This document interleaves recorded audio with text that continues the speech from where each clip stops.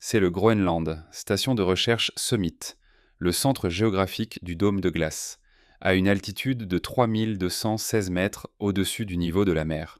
Ici, l'atmosphère est si raréfiée et le froid si omniprésent que chaque respiration se transforme instantanément en poussière glacée se déposant sur les cils et les instruments. Ici, à cette altitude, rien de ce qui s'est passé le 14 août 2021 n'avait été observé dans l'histoire humaine. Des capteurs sismiques et acoustiques, généralement à l'écoute du craquement de la glace et du sifflement du vent, ont enregistré un bruit étrange, rythmique étranger. Ce n'était pas le sifflement du vent polaire atteignant des vitesses dans la vitesse d'ouragan. Ce n'était pas le craquement sec et aigu de la glace qui se brise sous la pression. C'était un coup. Un coup rythmique humide résonnant contre les toits métalliques du module scientifique. Les scientifiques de garde à la station des personnes habituées aux conditions extrêmes sont sortis et n'ont pas cru leurs yeux. De ce ciel gris plombé et bas tombait de l'eau. Pour la première fois dans l'histoire documentée, il pleuvait à verse au sommet du glacier groenlandais. Ce n'est pas juste un mauvais temps, ce n'est pas un caprice climatique. C'est un signal d'alarme d'une ampleur planétaire qui doit réveiller chacun, des politiciens aux écoliers. C'est une preuve directe, un pistolet fumant indiquant que le système de contrôle climatique de la Terre est cassé. La pluie à cette altitude signifie que la température de l'air a dépassé zéro, là où pendant des siècles, des millénaires, il faisait -30.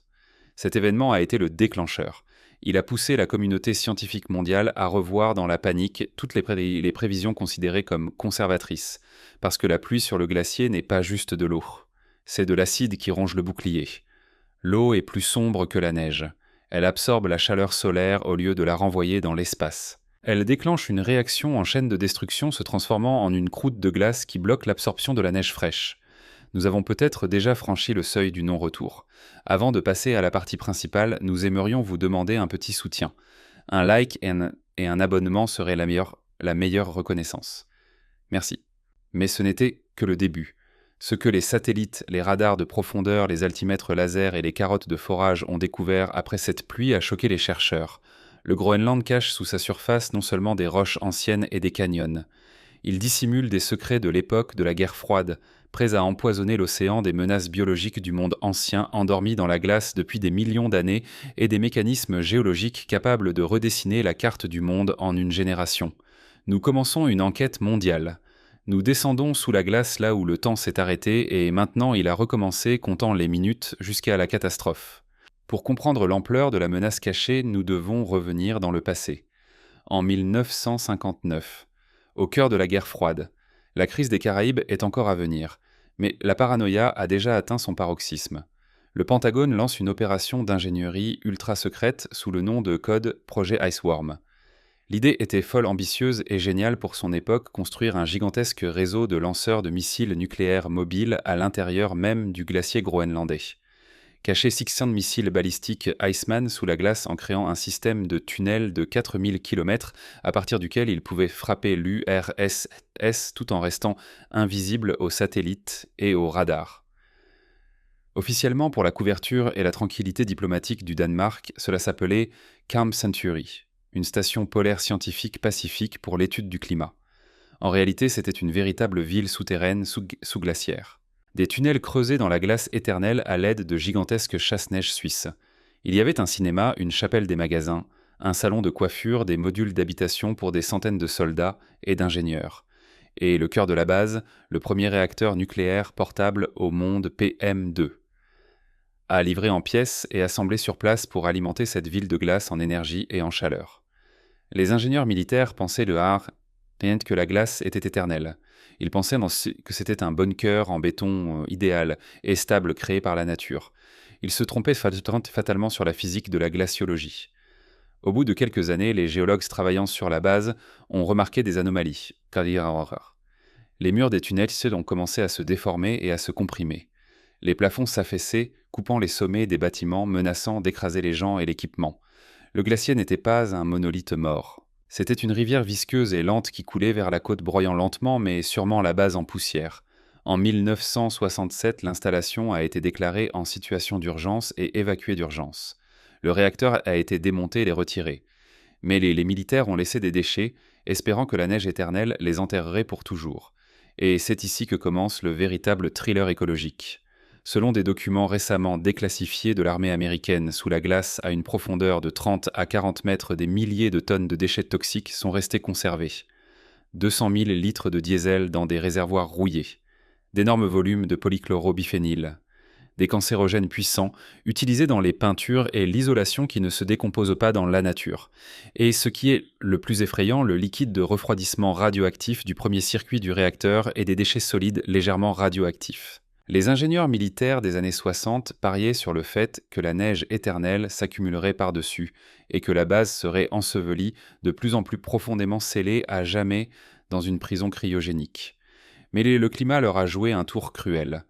Les données des satellites de la NASA et les mesures de terrain montrent une tendance inquiétante.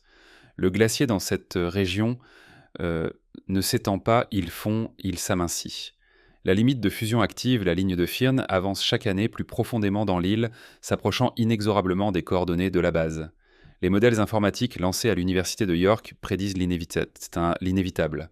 Dans quelques décennies, et avec un réchauffement accéléré, le cimetière toxique du Camp Century émergera à la surface. Ce ne sera pas juste une catastrophe écologique locale, ce sera une explosion diplomatique et biologique. Des produits chimiques toxiques et des radiations s'écouleront dans l'océan, empoisonnant les poissons, s'accumulant dans les chaînes alimentaires, atteignant les côtes du Canada, du Groenland et de l'Europe. Le fantôme de la guerre froide est prêt à ressurgir de la glace pour porter un dernier coup sale. Et nous n'avons actuellement pas de technologie pour déterrer et nettoyer cet endroit sans faire fondre la glace encore plus vite et aggraver le problème de la fuite. Élevons-nous en orbite pour voir le tableau dans son ensemble à l'échelle planétaire. Les satellites de la mission Grace, Gravity Recovery and Climate Experiment et leurs successeurs. Grace et FO ne prennent pas de belles photos. Ils font quelque chose de plus inquiétant et précis. Ils pèsent la planète. 2 satellites volent l'un derrière l'autre à une distance de 220 km, mesurant des changements microscopiques de gravité en dessous d'eux. Si une masse disparaît quelque part sur Terre, par exemple si la glace fond ou si la nappe phréatique s'assèche, la gravité à ce point s'affaiblit et la distance entre les satellites change de fraction de micron. Lorsque les scientifiques ont examiné les données consolidées sur le Groenland des 20 dernières années, ils ont vu une zone rouge continue. L'île perd rapidement du poids. Mais pas en grammes, elle perd des milliards de tonnes de masse chaque année. Les faits parlent d'eux-mêmes et ils sont implacables. Le Groenland perd en moyenne 280 milliards de tonnes de glace par an. Pour que vous compreniez l'ampleur, ce volume d'eau suffirait à couvrir tout l'État de Floride ou toute la Grande-Bretagne d'une couche d'eau jusqu'aux genoux, chaque année. Et ce rythme s'accélère. En 2019, la perte a atteint un record de 532 milliards de tonnes. Mais la découverte la plus alarmante est survenue tout récemment en 2022. Les glaciologues ont découvert et prouvé mathématiquement un phénomène qu'ils ont appelé glace zombie. Car qu'est-ce que c'est ? C'est de la glace qui est physiquement encore attachée à l'île, mais dynamiquement déjà morte. Elle ne reçoit plus d'alimentation des glaciers supérieurs car les chutes de neige ont diminué tandis que la fonte et l'évaporation se sont intensifiées. Elle est condamnée. Cette glace est dans un état de déséquilibre. Même si nous arrêtions demain complètement le réchauffement climatique, éteignions toutes les usines et ramenions le climat aux normes du XXe siècle, cette glace fondrait tout de même le mécanisme élancé. La gravité et la thermodynamique lui ont déjà prononcé un arrêt de mort. Les calculs publiés dans la revue Nature Climate Change choquent par leur inévitabilité. Rien qu'à cause de cette glace zombie déjà condamnée, le niveau des océans mondiaux augmentera de manière garantie d'au moins 27 cm. Ce n'est pas une prévision si. C'est déjà un fait accompli étalé dans le temps. C'est 2 fois plus que ce que les modèles les plus pessimistes de l'ONU prédisaient auparavant. C'est un verdict pour les Maldives, pour les villes côtières de Miami, à Shanghai, pour des millions de personnes vivant dans les deltas des rivières. Et ce n'est que la perte minimale garantie. Les chiffres réels pourraient être plusieurs fois plus élevés si le climat continue de se réchauffer. Nous avons l'habitude de penser que la principale menace pour le climat est le dioxyde de carbone provenant de nos pots d'échappement et des cheminées des usines. Mais le Groenland nous a préparé une surprise pire. Un groupe de chercheurs travaillant à la bordure du glacier en train de fondre de l'Isungwata à Sermersooq dans l'ouest du Groenland a remarqué des bulles étranges dans les courants tumultueux des eaux de fonte qui surgissaient sous le mur de glace. Elles jalissaient à l'extérieur comme si la terre respirait. Les scientifiques hongkongais ont prélevé des échantillons d'air au-dessus de l'eau avec des analyseurs de gaz. Les appareils ont explosé quand c'était du méthane. Le méthane est un gaz à effet de serre puissant qui retient la chaleur dans l'atmosphère 80 fois plus efficacement que le dioxyde de carbone, à court terme sur 20 ans. D'où vient-il sous des kilomètres de glace stérile? Il s'avère que sous le bouclier de glace du Groenland se cache un ancien sol, un paléosol. Il y a des millions d'années avant le grand glaciation, il y avait d'un autre monde ici. Il y avait des forêts luxuriantes, des marécages, de la toundra, la vie froissonnette. Puis est venue la glace. Elle a tout recouvert comme un couvercle de boîte de conserve conservant d'énormes volumes d'organique. Mais maintenant, alors que l'eau de fonte de la surface s'infiltre à travers les fissures jusqu'à la base, jusqu'au substrat rocheux, elle apporte de l'oxygène et de la chaleur, créant des conditions idéales pour les bactéries. Là, dans l'obscurité totale, sous la pression de kilomètres de glace, des micro-organismes méthanogènes anciens se sont réveillés. Ils ont commencé à dévorer activement cette matière organique décongelée, ces restes d'anciennes forêts, et à libérer du méthane comme sous-produit de leur activité. C'est une boucle de rétroaction positive mortelle classique. La glace fond l'eau, descend les bactéries, se réveille du méthane est libéré, l'atmosphère se réchauffe encore plus, la glace fond encore plus vite. En 2019, une expédition a découvert que rien qu'à partir d'une section de ce glacier, des milliers de tonnes de méthane s'échappaient dans l'atmosphère. Et combien de telles sections existent le long de l'immense côte du Groenland qui s'étend sur des milliers de kilomètres, nous ne savons pas. Nous sommes assis sur le couvercle d'une gigantesque bouteille de gaz naturel et quelqu'un a déjà approché une allumette. Mais la chimie n'est qu'une partie du problème. La biologie, c'est là que se cache le véritable scénario d'horreur qui pourrait devenir réalité. La glace est un coffre-fort idéal, une chambre cryogénique. Elle conserve tout. ADN, bactéries, spores, de champignons, virus. Le glacier groenlandais est l'archive d'une pandémie passée. Et cette archive s'ouvre maintenant à cause de la chaleur. Des échantillons de glace récents ont révélé la présence de soi-disant virus géants. Ils sont beaucoup plus grands que les virus normaux, atteignant jusqu'à 1,5 micromètre. Leur génome est plus complexe. On peut même les voir au microscope scolaire ordinaire. Ils ont dormi dans la glace pendant 30 000 ans et plus. Des expériences en laboratoire ont confirmé un fait inquiétant. Certains de ces anciens pathogènes peuvent revivre et redevenir actifs après avoir été décongelés. Jusqu'à présent, les échantillons trouvés de Pitavirus sibéricum et de Mollivirus sibéricum n'infectent que des amibes. Mais le simple fait de leur survie et de leur conservation de l'infectiosité après des millénaires effraie les virologues. Leur ADN reste intact. Qu'est-ce qui est encore caché en profondeur? La variole, des souches anciennes de la peste bovine, des virus inconnus de la science auxquels l'humanité et les animaux n'ont pas d'immunité parce que notre système immunitaire les a oubliés. Il y a des milliers d'années, nous jouons à la roulette russe. Chaque mètre cube de glace fondue peut libérer dans l'océan un matériau biologique qui n'a pas vu la lumière du soleil depuis l'époque des mammouths et des néandertaliens. Dans la zone d'ablation, la zone de fonte, une autre anomalie biologique a été découverte à la surface de la glace sombre. Les scientifiques ont longtemps eu du mal à comprendre pourquoi certaines parties du glacier noircissent en été comme si on les avait saupoudrées de charbon ou de suie. Ils pensaient que c'était de la suie provenant des incendies de forêt au Canada, de la poussière volcanique. Il s'est avéré que c'était de la vie. Des algues glaciaires microscopiques. Elles dorment en hiver, mais lorsque la glace commence à fondre et que de l'eau liquide apparaît, elles fleurissent. Pour se protéger des rayons ultraviolets intenses sur la neige blanche qui agit comme un miroir, elles produisent un pigment noir-violet foncé. En gros, elles bronzent, mais la surface sombre, comme nous le savons grâce à la physique, l'effet albédo attire la chaleur. La glace noire fond beaucoup plus vite que la glace blanche pure. C'est de la matière vivante qui détruit activement son habitat pour se reproduire. Les algues mangent le glacier, accélérant la fonte de 10 à 15%. C'est un puissant accélérateur biologique qu'aucun modèle climatique informatique du passé n'avait pris en compte. Le glacier a contracté la variole noire et cette maladie le tue, transformant le bouclier blanc réfléchissant en une éponge sombre absorbant la chaleur. Comment le glacier se détruit-il physiquement? Nous l'imaginons comme une fonte lente et douce d'un cube de glace au soleil, mais la réalité au Groenland est bien plus brutale, dynamique et explosive. En été, des milliers de lacs supraglaciaires de l'eau de fonte se forment à la surface du bouclier de glace, bleu saphir incroyablement beau et mortellement dangereux. Ces lacs contiennent des millions de tonnes d'eau et parfois ils disparaissent. Pas en s'évaporant pendant des semaines, ils disparaissent instantanément. Les scientifiques ont observé avec horreur un lac de plusieurs kilomètres de diamètre disparaître sous la glace en quelques heures, laissant une entaille vide avec des morceaux de glace. Où est passée l'eau? L'eau trouve une micro-fissure dans la glace. Sous la pression hydrostatique monstrueuse d'une colonne d'eau, elle agit comme un coin fendant la glace jusqu'à une profondeur considérable. Un hydrofracture se produit. Un moulin se forme à un puits de glace. Un puits de glace vertical, un tube menant jusqu'au fond du substrat rocheux. Parfois cela descend à 1,5 km. L'eau tombe là-dedans avec la force d'une chute d'eau du Niagara produisant un bruit qui se fait entendre à des kilomètres et provoquant des tremblements de terre locaux. Une fois atteinte le fond rocheux, cette eau ne s'en va pas simplement. Elle agit comme un lubrifiant.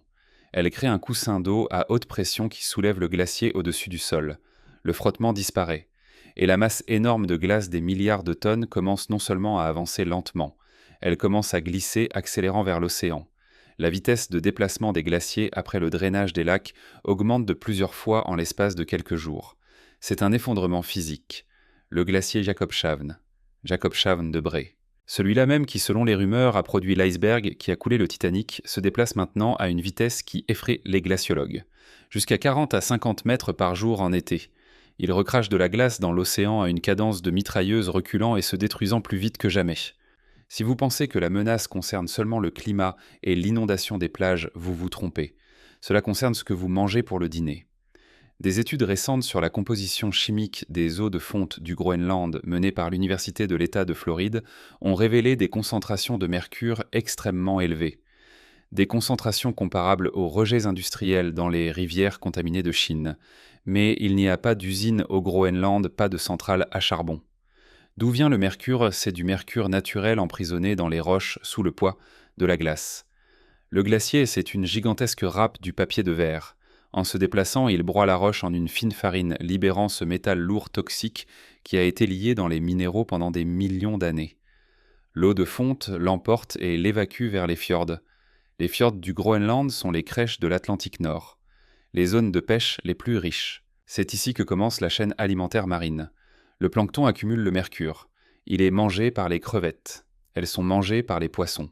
Les poissons sont mangés par les phoques. Les phoques sont mangés par les ours polaires et les humains. Le mercure est un neurotoxique, il ne s'élimine pas, mais s'accumule augmentant la concentration à chaque étape. La population indigène du Groenland, les Inuits, enregistre déjà l'un des niveaux de mercure dans le sang les plus élevés au monde. Mais le poisson des eaux pures de l'Atlantique Nord est exporté dans le monde entier.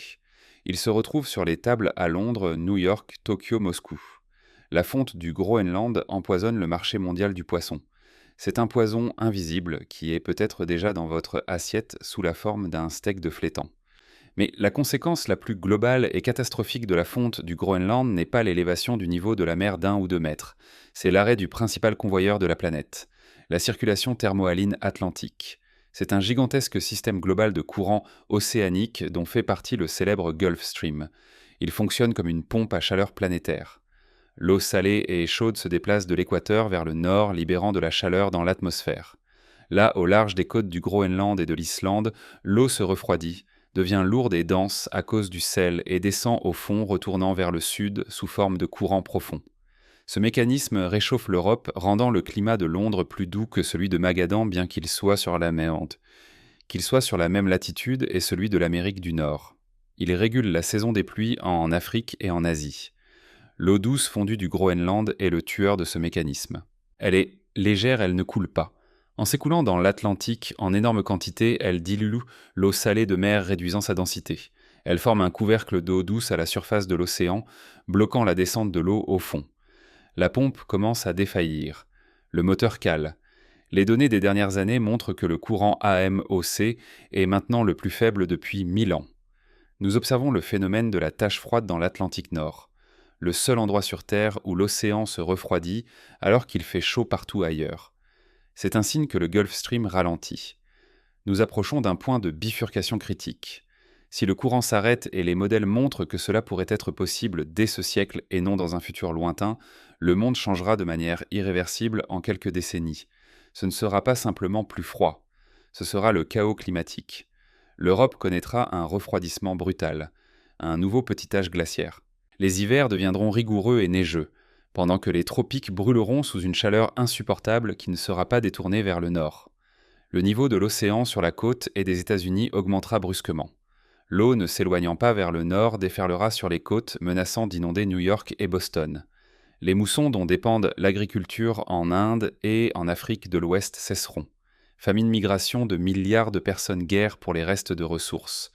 Le scénario du film hollywoodien Le jour d'après a été exagéré en ce qui concerne la vitesse de congélation en quelques jours, mais pas en ce qui concerne la nature physique du processus. Le mécanisme est le même et les clés de ce scénario se trouvent dans les eaux fondantes du Groenland. En 2018, le balayage radar du glacier Hiawatha au nord-ouest du Groenland a révélé quelque chose d'étrange que personne n'avait remarqué auparavant à cause de l'épaisseur de la glace. Sous 1 kilomètre de glace se cache un gigantesque cratère circulaire avec une colline centrale. Cratère. Diamètre 31 km. Profondeur 300 mètres. C'est l'un des 25 plus grands cratères de la Terre. C'est la trace d'un impact d'un météorite de fer d'un diamètre d'1,5 km. La puissance de l'explosion équivaut à 47 millions de bombes larguées sur Hiroshima. Pourquoi est-ce important maintenant? Parce que les scientifiques se disputent âprement la datation de cet événement. Certaines données indiquent que l'impact a pu se produire très récemment à l'échelle géologique, il y a environ 12 800 ans. Si c'est le cas, cet impact aurait pu être la cause d'un refroidissement climatique global soudain. À la fin du Dryas récent qui a duré 1000 ans a failli détruire l'humanité à l'aube de la civilisation et a anéanti la mégafaune, les mammouths et les tigres à dents de sabre en Amérique du Nord. Mais le plus important, c'est l'énergie thermique. Un impact de cette ampleur a instantanément évaporé et fondu des milliards de tonnes de glace. Il a déstabilisé le bouclier. Nous vivons encore sur les conséquences de cet impact. L'étude de ce cratère pourrait répondre à une question clé: à quelle vitesse et de manière catastrophique le bouclier de glace peut-il se détruire sous une forte pression externe? Après tout, nous jouons actuellement le rôle de l'astéroïde en réchauffant l'atmosphère. En 1966, les militaires américains, dans ce même camp secret du siècle, ont foré la glace jusqu'au fond. Ils ont extrait un carottage, une longue colonne de glace et de sol de presque un 4 km de long. Mais à l'époque, dans la précipitation de la guerre froide, personne ne s'est intéressé à ce morceau de terre sale au fond du tube. Les scientifiques ne s'intéressaient qu'à la glace. Le sol dans des bocaux à biscuits a été conservé dans un congélateur à l'université de Copenhague pendant presque 50 ans. Oublié, perdu. En 2019, il a été accidentellement retrouvé lors d'un inventaire et on a décidé de l'étudier à l'aide de microscopes électroniques modernes. Et les scientifiques ont été stupéfaits. Le sol ne contenait pas seulement du sable et des pierres nues. Il y avait des brindilles parfaitement conservées, des feuilles, des spores de mousse, l'ADN de plantes d'insectes. Cela signifie que moins d'1 million d'années auparavant, et peut-être seulement 400 000 ans auparavant dans un passé géologique récent, le Groenland était pratiquement complètement libre de glace. Des forêts boréales bruissaient conscientes comme au Canada ou en Sibérie. Des rivières têtaient coulaient des papillons volaient. Pourquoi cette découverte est-elle terrifiante plutôt que réjouissante? Parce qu'elle prouve l'extrême instabilité du bouclier de glace. On pensait auparavant que la glace groenlandaise était une forteresse éternelle qui résisterait à tout réchauffement pendant des millions d'années. Maintenant, nous savons qu'elle est fragile, qu'elle a déjà complètement disparu, à des températures à peine plus élevées que celles d'aujourd'hui. Si elle a fondu alors sans l'aide de l'homme, alors maintenant, lorsque nous saturons l'atmosphère en CO2 à une vitesse folle, le niveau de CO2 est maintenant plus élevé qu'à l'époque, elle n'a tout simplement aucune chance de survivre.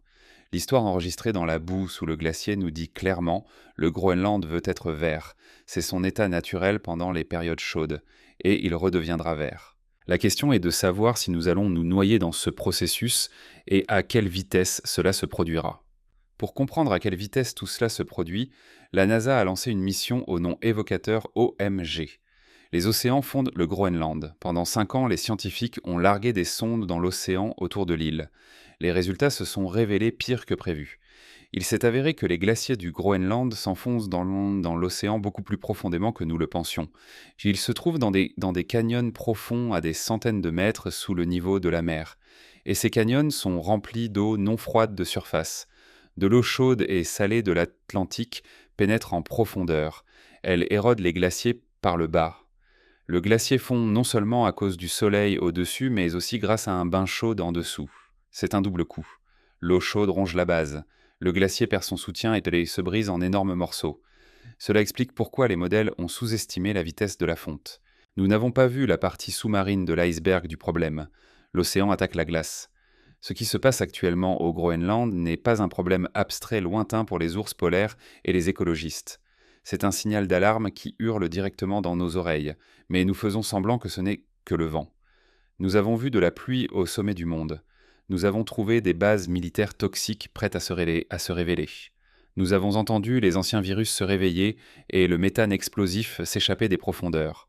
Nous avons vu des glaciers se précipiter dans l'océan poussés par leur propre eau de fonte et le cœur de l'Atlantique ralentir. Le Groenland est le canari dans la mine de charbon de notre planète. Et ce canari a déjà cessé de chanter, il s'étouffe et convulse.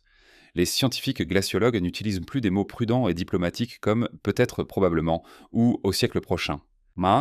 Ils utilisent des termes durs comme irréversible, garantie et déjà maintenant. Nous avons dépassé le point où nous pouvions préserver le glacier dans sa majestueuse forme actuelle. Maintenant, notre tâche n'est pas de sauver le glacier, mais de nous préparer à un nouveau monde où les côtes seront différentes, où le courant s'arrêtera, où le climat deviendra un ennemi plutôt qu'un ami. Chaque goutte d'eau tombant du bord du glacier groenlandais dans l'océan est une seconde volée de notre avenir paisible. Les heures passent. Leur volume augmente avec chaque pluie au sommet du dôme de glace. Nous avons ouvert ce protocole. Les faits sont sur la table. Et c'est fait de cri que l'ère de la stabilité climatique qui a permis à l'humanité de bâtir une civilisation est terminée. Bienvenue dans l'ère des conséquences.